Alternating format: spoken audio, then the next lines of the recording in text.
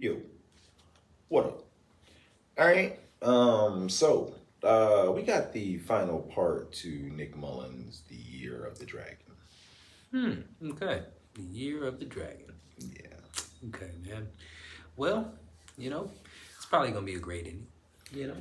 Yes, yes, it's been a good special. Yeah, Very good yeah. special. Very funny dude. Yeah, definitely.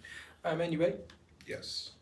But she's right. No, she's right. That is misogynistic. It is a misogynistic thought to have to assume that even the worst dickless guy in the cross-country skiing event would be better than the best woman. But, I mean, cross-country skiing is kind of a joke across the board. It's just cold walking. No one should get a fucking award for that anyways. It's not a sport. But, she's right. It is misogynistic, and I genuinely don't want to be a misogynist. I don't want to be any kind of prejudice or whatever. I want to be a good guy. So I had to do some soul searching. I said, well, why do I have thoughts like this, right?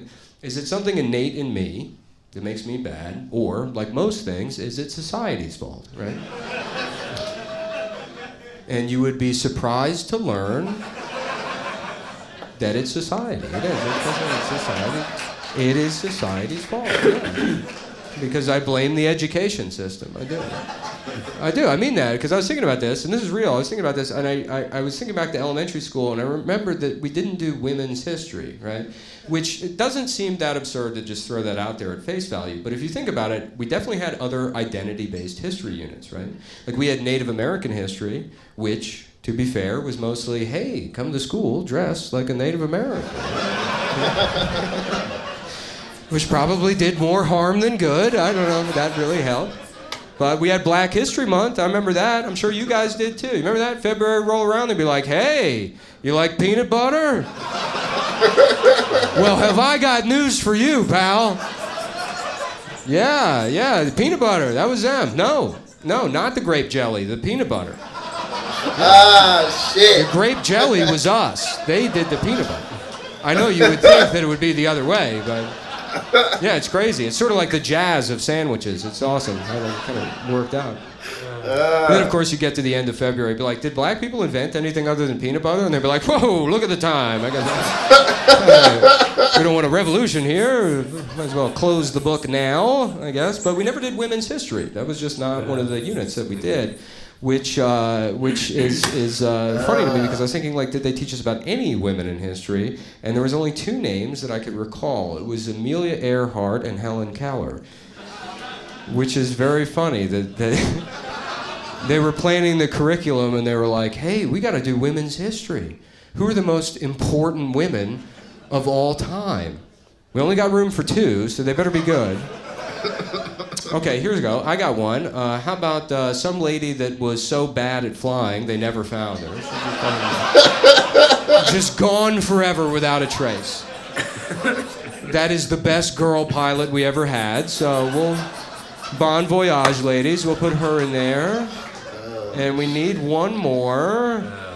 Oh, I know. How about a little girl that was so disabled people were like, damn. Oh my God. She's trying to talk to a doorknob. We gotta put this in the history book.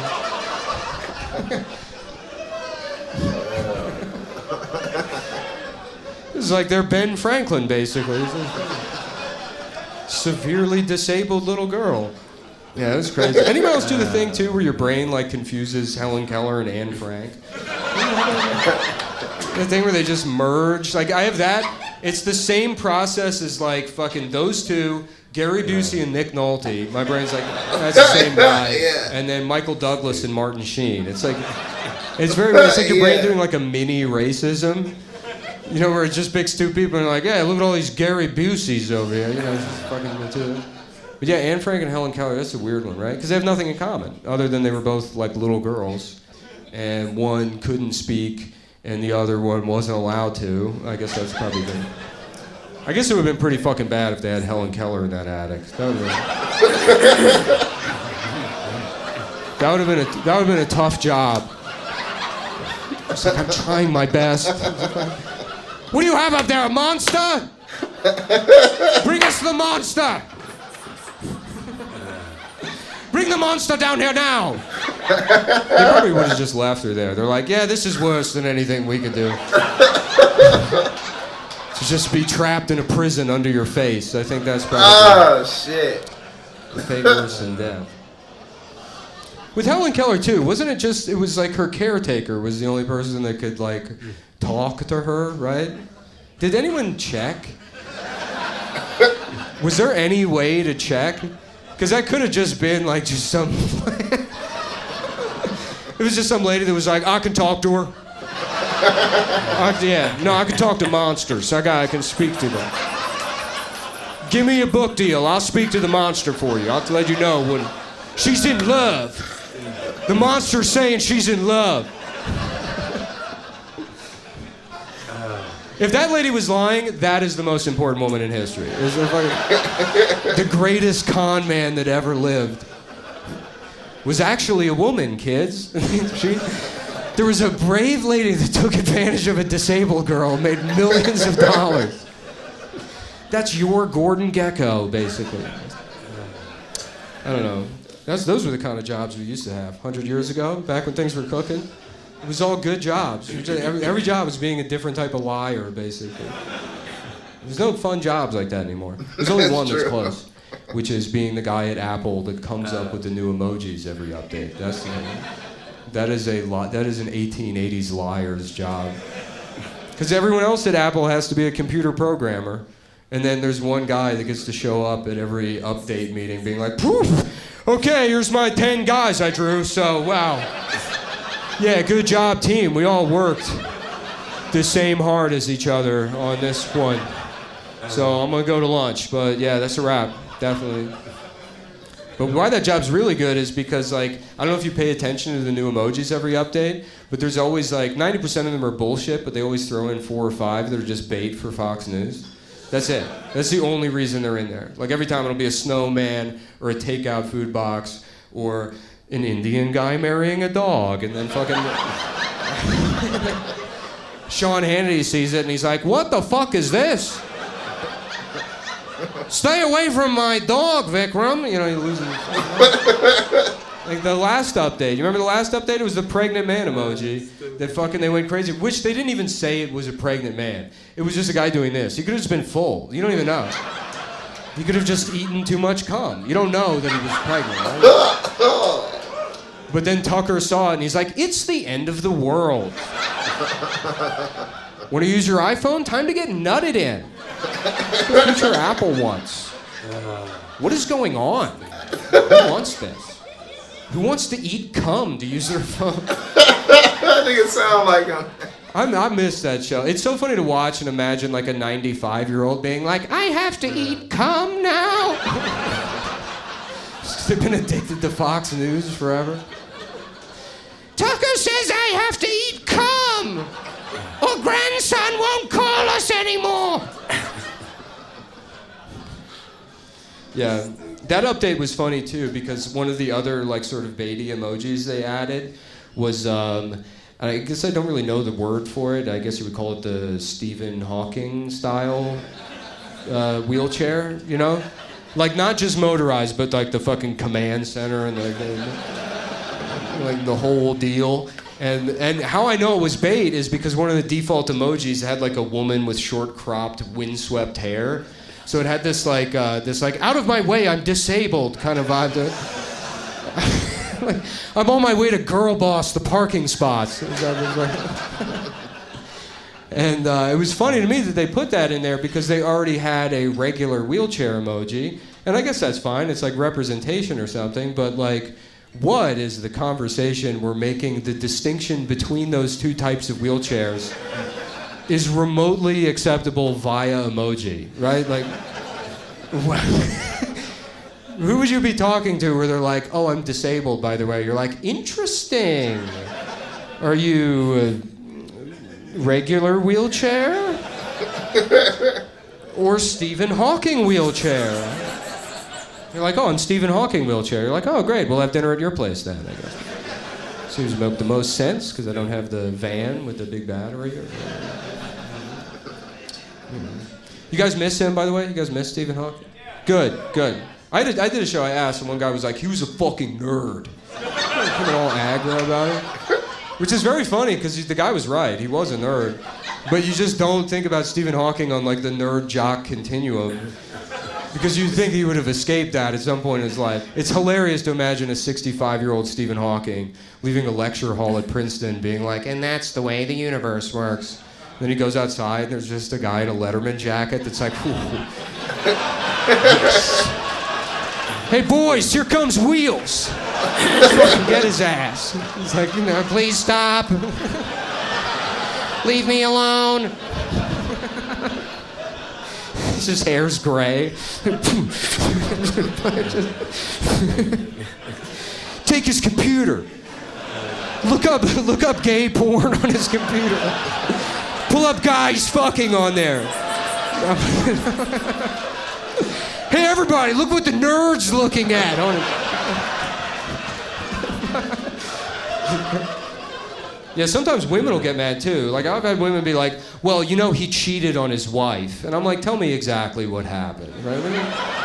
He cheated on his wife. What? And it's like, everybody knows that too. Which is like, how did that story get out other than his wife telling people? Which that's gotta be what. Can you imagine being one of her friends and you're like, how's it going? She's like, tough week. Steven cheated on me. And then you have to be like, oh.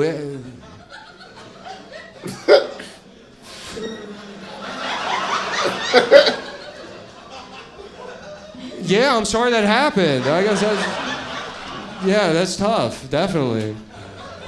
I personally miss him a lot. I didn't at first. He was like one of those celebrities that died and I didn't give a shit, and then I missed him later. Which I guess really the only other example of that is Paul Walker, probably. Yeah. That one hit me, right? Because you remember the headline when Paul Walker died? It said, Paul Walker dies in fiery car crash. I had the same reaction as every other American. I said, yeah, that is ironic. That is a irony. Then Fast and Furious 6 came out, and I cried. Never. Stephen Hawking, same thing. I bet they chill. I bet they're friends, wherever they wound up. Paul Walker and Stephen Hawking. Paul Walker's like, let's see how fast we can get this chair together. Let's see if we can get a 10-second chair out of you. Dude. He's just like fucking with the oxygen tank. He's like, dude, is this NOS? Stephen Hawking's head's just getting bigger. Please stop. You're killing me more. Please stop it. I'll tell you, my favorite thing about Stephen Hawking, the thing I love the most about him is I love that he had glasses. That always tickled me. That was always so funny to me. That Stephen Hawking had glasses? Like, to be that fucked up, and then you're still like, I think something's wrong with my eyes. I think I better get my eyes checked out before this gets any worse. Can you imagine Stephen Hawking just bashing his way into a lens crafters? Can you help me? They're like, no. You need like a battery or something. Not a fucking eye exam. I don't know why you think. I tell you what I didn't like though is that Stephen Hawking movie. That thing was a bummer. The top to bottom. Even the name. Theory of Everything. That's not the name of his theory. Right? It was like they got somebody's cousin from Staten Island to write the whole thing. Somebody was like, hey, Tony, give us a Stephen Hawking movie. He's like, yeah, no problem. I got your Stephen Hawking movie right here. All right. Yeah. No, so check this out. All right. So he's Stephen Hawking. He's a scientist. This guy's a fucking genius, right? So, he came up with the theory of fucking everything. This guy did. So, he came up with everything. All right. And so here's the movie. He's normal and then he's retarded. That's it. So, that's it. Give me the Oscar. And that is the movie. I don't know if you've seen the movie. That's the narrative arc of that movie. It starts off, he's walking around, he has his original voice. Did you ever hear his original voice? He was like, I think I'm gonna go to university for math. Did you know he sounded like that? He had that Mary Poppins voice. I saw that and I was like, wow. So he was retarded the whole time. What an uplifting story about this man who triumphed over odds. But yeah, no. The worst part about the movie is that guy did win. He won like the best actor award that year for that fucking movie. And I don't think it was a good performance because like Stephen Hawking in real life, he had ALS, which is a degenerative disease. It gets worse and worse. Remember Ice Bucket Challenge? Right. Yeah. Well, I guess you remember that, but not ALS. That goes okay. Yeah. So that's what Stephen Hawking had. He had ice bucket disease. No, but it's like a degenerative disease, right? And I guess that could be hard for an actor to portray, right? At one point they can put him in the wheelchair, but leading up to that he has to show this process of degeneration. And the way he chose to do that is at a certain point during the movie he's wearing glasses, but he starts doing this like Jerry Lewis, like he's like, my knees don't feel too good. And then the Academy Awards saw it and they were like, that was the best performance of the year. That's probably exactly how it happened at Cambridge University. They were sending him to class looking like the nutty professor, I guess. Anyways, that's the last naughty thing I have to say. I'm glad you guys aren't mad at that. I had a lady get mad at me. She said it was ableist to make fun of Stephen Hawking, which I disagreed with, right? Because I said it can't be, because he's dead, right? Yeah. And I believe that. I don't think you can be ableist to somebody that's dead, right? If you think it's ableist to make fun of Stephen Hawking now, that means you think he's still in the chair in heaven, right? Hello? And that would be a pretty fucked up heaven, I'd imagine. Can you believe that? You do the best math in the world for 80 years, you finally get up there, you're like, can I please get some pussy? And they're like, nope, back in the chair, pal. Yeah, we got math up here too. There's numbers in front. All right, that's it for me. You guys are good. Thank you so much. Keep it going for Adam.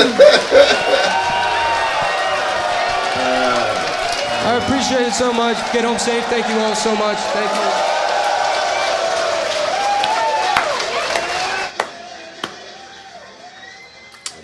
you. Yeah. Yeah, man, he went in on Stephen Hawking right there at the end. He really did. Yeah. This nigga did. Man, so that Yeah, means you'll think damn. you'll have a wheelchair in heaven. Yeah. So we got math and shit up here too, man. Yeah. that'd be fucked up. That'd be real fucked up. Nigga, heaven shit. All my Exactly the same. Yeah. This nigga said you really fucked up. Even your eyes fucked up. Yeah, that is for everything fucked up with Stephen Hawking. But at least he was smart. Oh, man. At least he was smart. There's probably niggas out there that ain't as smart as Stephen Hawking and got all his disabilities. This nigga was married and cheated on his wife. The fuck does that happen? Hey, man. Sometimes nothing can stop you. Literally. I guess when you got famous. Even when you have, yeah. Niggas, I guess, yeah, this is a shit. I wonder who came on to who in that situation, Yeah, I'll get some groupies out there. Right. He's famous. Right. Somebody out there. Somebody. I had to figure out some of Steve Hawkins' game, what he used. He didn't have, I guarantee you there was no game. No, He couldn't have a game. This nigga couldn't move. I mean, he can get his messages across.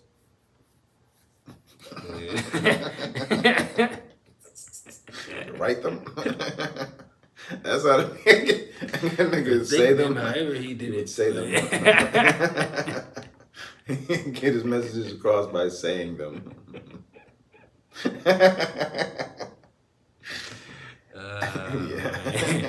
Yeah, man. Yeah, this nigga here. Definitely. This nigga got a very, very unique style. Imaginative. He got a very dark imagination. Reminds me of Stavros a lot, you know what I mean? Now I see why when we watched a little clip with them both. You know what I mean? You definitely hear a lot of similarities, in some of their stand up. This nigga said, what if Helen Keller was in the attic and Frank was in You do get them mixed up though. Get them mixed up a lot. Oh, yeah, definitely. When I guess when you make them the two most important women in history. And I'm not, They very, very well are, and should be alright. Was Amelia Earhart considered the greatest flyer, women's flyer? Yeah, I mean, Or was- I don't know. She had that. I thought she was just famous for trying to fly around the world. Right, and I knew. Yes, exactly. I don't think she was like the greatest flyer because obviously she. Yeah, I mean, was that could be arguable. You know what I'm saying? It's not really. She didn't. Yeah. Like, Yeah. there's other bitches out there ain't crash at all. Shit. We ain't never find this bitch. Exactly. So You know, so I think she was famous because she was trying to fly around the world. at that time, those were the most. Yeah, I don't know. Yeah, man. This nigga said most jobs nowadays you lie to people. He's right. He's right. All jobs you lie to people. I think. Shit, everywhere. Oh man, yeah, man. You gotta bend the truth just a teeny bit. I guess you do. I guess you do. I guess you always have had to do that. Man. Imagine if the whole world just told the truth. It'd be chaos. We wouldn't have made it this far. Man. Yeah. Nick Mullen, man, he's very funny. Very Yeah, man. Funny dude.